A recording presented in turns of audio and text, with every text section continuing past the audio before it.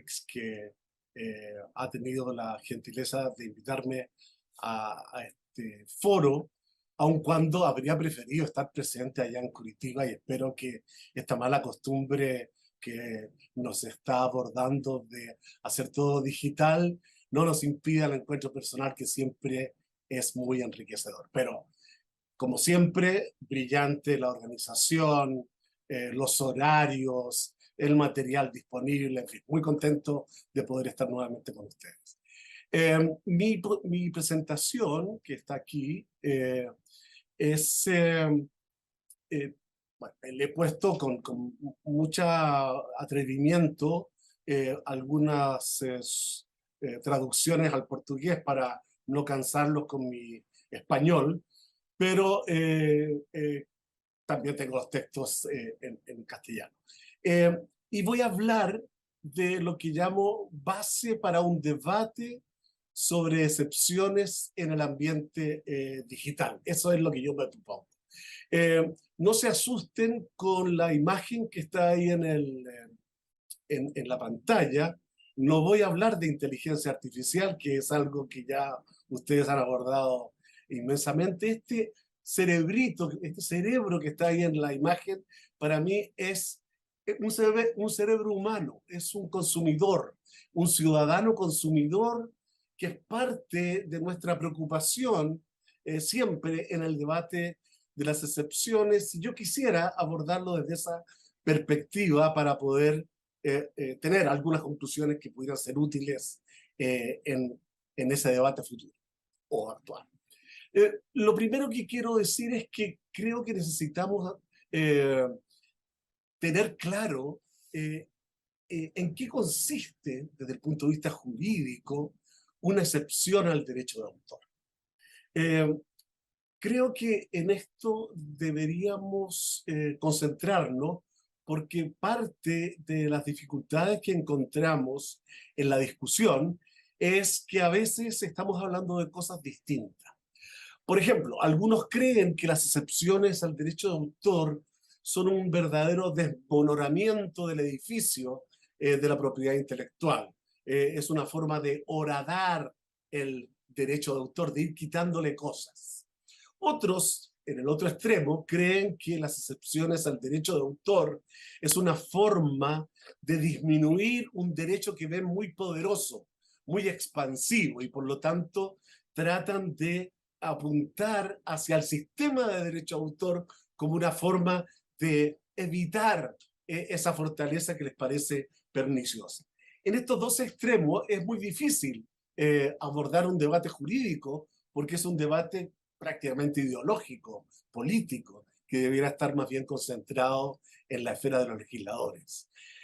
Por esa razón, mi propuesta es tener una base conceptual del análisis de las excepciones al derecho de autor en el ámbito digital. Y voy a dar siete bases. La primera las voy a señalar en lo que podría considerarse la primera parte de mi exposición, y luego, una vez que haya analizado las relaciones que existen en el mercado digital, poder avanzar a las tres restantes. Lo primero que quisiera señalar es que el sistema normativo de derecho de autor es un régimen de autorizaciones, de uso de bienes inmateriales. En consecuencia, ya que es un sistema de autorizaciones, el eje tanto del ejercicio de los derechos va a ser autorizar, licenciar. Y por lo tanto, el sistema, para poder darle una viabilidad a ese ejercicio del derecho de autorizar, establece una regla general de prohibición de uso de obras y prestaciones conexas ajenas. Esa regla de prohibición general va a tener mucho que ver con esta base conceptual de las excepciones. ¿Por qué? Porque la excepción no es un desmoronamiento del derecho de autor. La excepción es una autorización legal de uso de una obra intelectual que prescinde de la autorización del titular del derecho. Pero, siendo así, la excepción del derecho de autor es una norma permisiva. Así la debemos entender. que no ataca al derecho subjetivo del autor, sino que desplaza o modifica la norma general de prohibición de uso de una obra ajena. Visto de esta manera, la excepción al derecho de autor es una autorización más dentro del sistema de derecho de autor, que a diferencia de la autorización convencional, la da el legislador. Esto tiene, a mi juicio, particular importancia, porque si la excepción no limita el derecho, si no modifica una norma de prohibición, el derecho subjetivo de autor se mantiene incólume. ¿Y qué consecuencia jurídica tiene esto? La consecuencia que tiene es que ese derecho subjetivo, aun cuando exista una norma o una regla legal autorizante de uso de una obra, siempre puede ser ejercido. Así, por ejemplo, si un utilizador de una obra quiere emplear la autorización legal del derecho de cita que le permite reproducir un texto en forma parcial de una obra ajena, eso no evitaría que si el utilizador quiere, para asegurarse de que el uso que va a hacer de esa obra ajena en cuanto a su reproducción es legítima y no está sujeta a duda, podría perfectamente pedir adicionalmente la autorización del titular del derecho.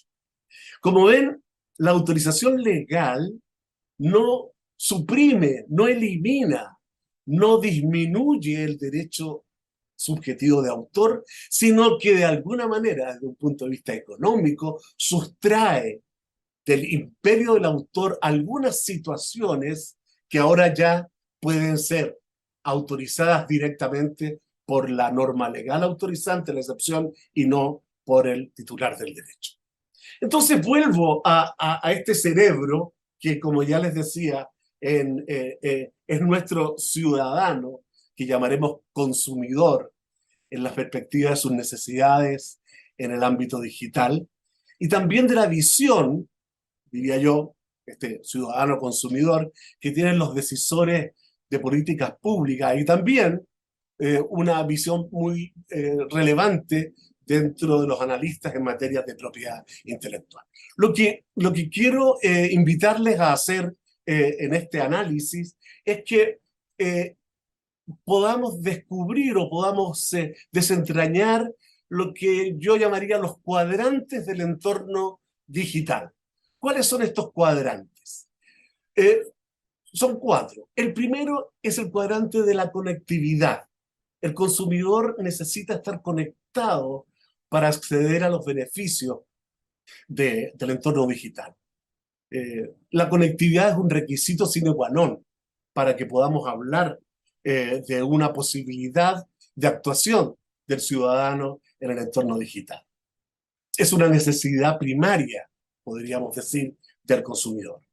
Sin ella, la puerta está cerrada y por lo tanto, esta conectividad se encuentra en general en manos de agentes privados, pero fuertemente regulados, ¿no? También hay formas de conexión de carácter estatal o conexiones gratuitas, más reducidas y restringidas, pero fundamentalmente la conectividad, y mostramos como ejemplo a Claro, la otorga un privado regulado por el Estado. El segundo cuadrante es el que yo llamo descubrir. El ciudadano no solamente quiere estar conectado, quiere salir a pasear por las redes digitales y mirar, observar la vitrina de ofertas que le ofrece el entorno digital. Por ejemplo, puede emplear la plataforma de Google, que a través de modalidades muy simples le permite recorrer sin límite todos los espacios disponibles en la red para ver qué puede ser interesante para él en este recorrido. El tercer cuadrante es el cuadrante del acceso, palabra que se repite mucho y especialmente en el ámbito de las excepciones, acceder. Ahora, una vez, digamos, el ciudadano recorrió las redes digitales a través de esta vitrina digital en la que puede encontrar información, objetos con descargas ilimitadas o bien de pago, según demanda. Aquí yo solo muestro las plataformas que ofrecen contenidos musicales y audiovisuales, pero hay muchas otras. Por ejemplo, aquellas relacionadas con textos y obras escritas y también imágenes fijas. Eh, cuadrante del acceso es lo que en realidad al ciudadano le interesa. Aquí están los objetos que él más aprecia en el entorno digital. La música, los audiovisuales, pero también la información, las noticias, textos, fotografías, etc. Y el último cuadrante es el que llamamos el cuadrante del compartir. Compartir. El consumidor ya no solo quiere acceder, sino también quiere compartir. Y para eso usa las redes sociales.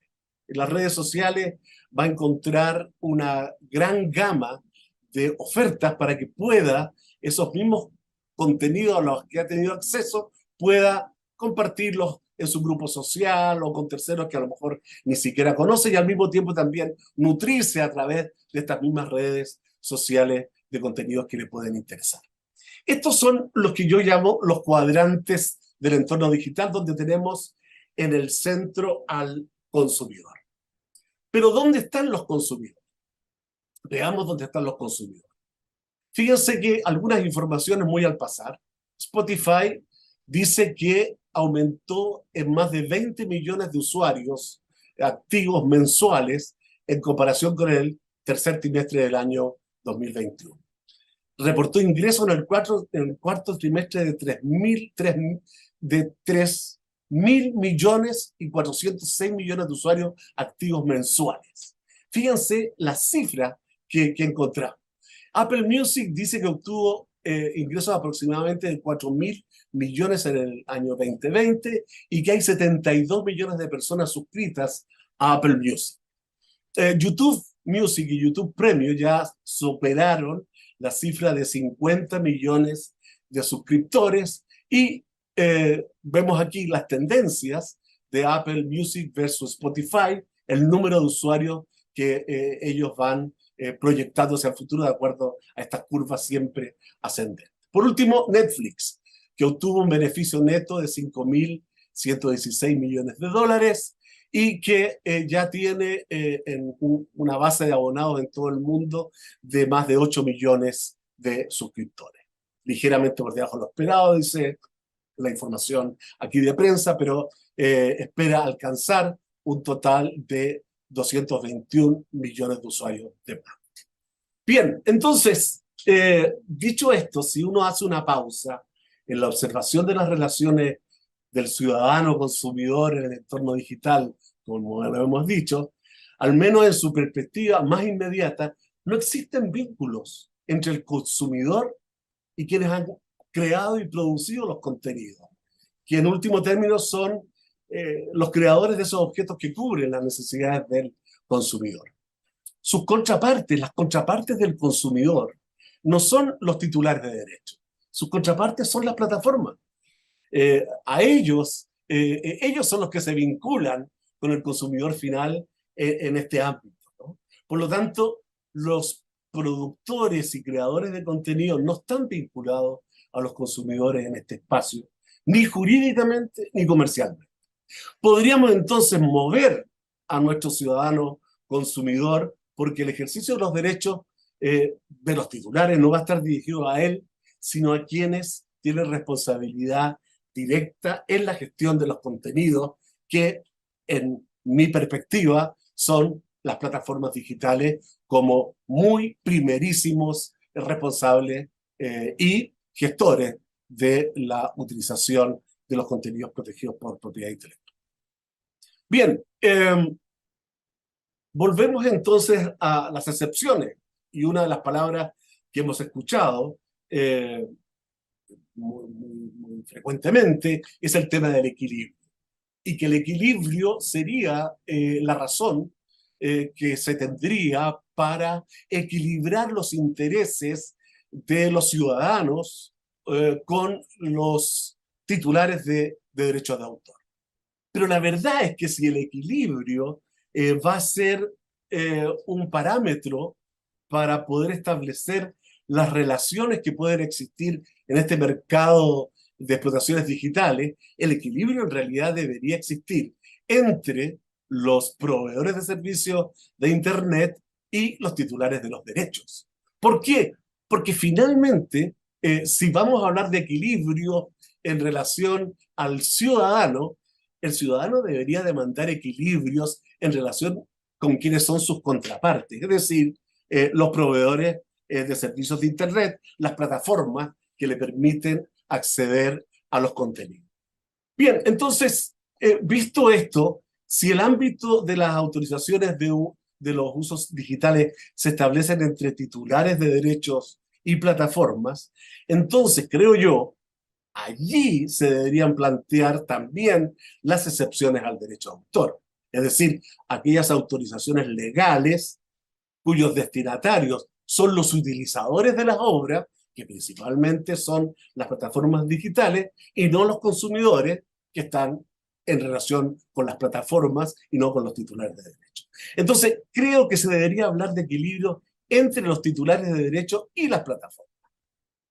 Ahí debería iniciarse el debate y no en el nivel del ciudadano consumidor, como generalmente se quiere llevar el debate. No hay una contraposición ni de partes comerciales ni de partes jurídicas entre el consumidor y el titular del derecho. Creo que esto debería ser una materia en la que deberíamos razonar y tener claridad. Eh, y por eso lo que ha dicho la doctora Rocha hace un momento me va a servir para explicar un poco, en relación a la directiva del mercado único, una de las soluciones que se han encontrado en relación a esta suerte de desequilibrio entre titulares de derecho y las plataformas o los proveedores de servicios de Internet cuyo plan de negocio se basa en el uso de los contenidos digitales. Voy a recordar, puede parecer un chiste, una broma, esta frase del duque François de la Rochefoucauld, que es un noble que dedicó especialmente parte de su etapa final de la vida a muchas máximas. Y esta la estableció y me parece una frase muy simpática. Dice, establecemos reglas para los demás y excepciones para nosotros. Yo creo que esta máxima de Rochefoucauld debiera hacernos o debiera darnos algún sentido. Yo creo que hace mucho rato que las reglas son para los demás y no para los principales responsables de explotación de las obras y derechos conexos en el entorno digital. Yo esperaría que esta frase no sea la que se imponga en el debate de las excepciones. Y por eso quiero ir a la directiva del mercado único en relación a los prestadores de servicios para compartir contenidos, que ha tenido que tuvo un gran debate en la discusión de esta directiva europea, pero puede entenderse mejor la directiva europea sobre el mercado único digital cuando establecen que las plataformas que tienen servicios para compartir contenido requieren licencias de comunicación pública. Vean ustedes cómo la directiva reconoce que la contraparte no es el consumidor final frente al titular del derecho, sino que es la plataforma que permite a sus suscriptores, y que es el eje, la médula de su plan de negocio, compartir contenidos. Y por eso, con las reglas específicas que tiene para pequeñas plataformas, etcétera, que no las voy a detallar, pero lo menciono porque esto es una reafirmación acerca de dónde está el terreno de las autorizaciones y licencias. No es el autor frente al consumidor, sino el autor frente a las plataformas que explotan los contenidos. Entonces, vamos a mis tres últimas menciones en relación a estas bases para un debate sobre las excepciones en el ámbito digital. lo que digo a continuación es que una excepción se justifica solo si es necesaria. O sea, no necesitamos imaginarnos excepciones, sino que lo que necesitamos es examinar aquellos hechos desencadenantes que justifican una excepción. Cuando observemos el mapa de utilizaciones de obras intelectuales y lleguemos a la conclusión de que hay un hecho que constituye una utilización de una obra intelectual o de una prestación protegida por derechos conexos, que el sistema o el régimen de derecho de autor no resuelve eficazmente, entonces podemos plantearnos ese hecho como una situación que deberíamos abordar eventualmente con una autorización legal, porque la autorización convencional no es suficiente. Esa creo que debiera ser la forma en que podríamos abordar con mayor, eh, eh, con mayor racionalidad el debate sobre las excepciones. Y aquí me sirvo de una frase de este filósofo del derecho, Derek Parfit, que dice: si no conocemos los hechos relevantes, debemos basarnos en nuestras propias creencias. Generalmente, en el debate de las excepciones, no hablamos de los hechos desencadenantes. Hablamos de referencias de otras legislaciones sobre determinadas excepciones. Decimos muy frecuentemente lo fantástico que es la excepción del fair use, sin reconocer que el fair use es un sistema muy estricto y no tan flexible como se le quiere presentar, muy estricto en el sistema norteamericano, que está regulado por precedentes jurisprudenciales y que tiene las mismas restricciones que muchas de nuestras normas sobre excepciones, y por lo tanto, donde los precedentes jurisprudenciales son importantes porque son fuente de derecho, tienen también un tratamiento y un uso por los tribunales que en nuestros tribunales, en nuestra experiencia de sistema civilista, sería muy difícil de poder implementarla y sería causante de, yo diría, mucha perturbación en el sistema de protección de derechos de autor y de certeza jurídica para los utilizadores. En consecuencia, cuando entramos en esta vorágine, en esta especie de vértigo de nuevas plataformas, de nuevas formas de utilización, claro, tenemos que, aquí tenemos una nueva, tenemos que reflexionar sobre cuáles de estas nuevas situaciones, de estos nuevos hechos, deberían inducirnos a resolverlos mediante autorizaciones legales. Por ejemplo, voy a poner un tema. Las plataformas, que también son plataformas de bibliotecas digitales, es un área que tenemos que abordar. Es un área que tenemos que necesariamente tomar con mucha seriedad. Cómo han cambiado las cosas. Nosotros, los que damos clases en las universidades, lo sabemos. La educación a distancia, el cambio fundamental que hemos tenido en estos 2 últimos años, las clases a distancia, los test de evaluación a distancia, en fin, ha modificado muy fuertemente el mapa. Aquí hay un hecho sobre el cual deberíamos sentarnos a analizar y ver si se hace o no necesario que existan algunas autorizaciones legales. No estoy dando una conclusión sobre esto, sino que es una invitación a que podamos examinar este mapa de situaciones que se nos presentan hoy día y que ameritarían o no una autorización legal. Por lo tanto, elaborar el inventario de las excepciones necesarias requieren examinar los hechos desencadenantes que la justifiquen. Y la última reflexión es que la excepción debe contribuir a la coherencia y solidez del régimen de derecho de autor y no a su perturbación. Yo veo a las excepciones como parte integral del sistema de protección de derecho de autor. No consigo un sistema de derecho de autor sin excepciones, porque es lo que completa la eficacia del sistema para que finalmente todas las utilizaciones de obras intelectuales y prestaciones conexas ajenas tengan una autorización, sea una autorización convencional o una autorización legal. Ese es el funcionamiento del sistema de derecho de autor. ¿Tendremos que tener nuevas reglas para el establecimiento de las excepciones en el entorno digital? No lo sé. Por ejemplo, digo, ¿será una nueva regla la verificación de un hecho desencadenante que justifique la excepción en el entorno digital? ¿Será una nueva regla el estudiar la ineficacia del sistema normativo para conceder una autorización convencional? Son cuestiones que tienen que quedar planteadas. Pero antes de entrar en ese debate, tenemos que tener una claridad total sobre el lenguaje que vamos a emplear para reconocer a estas excepciones, que a mi juicio no son excepciones en el sentido jurídico que normalmente empleamos, sino que son normas permisivas, reglas autorizantes que permiten el uso legítimo de una obra intelectual ajena. Muchas gracias.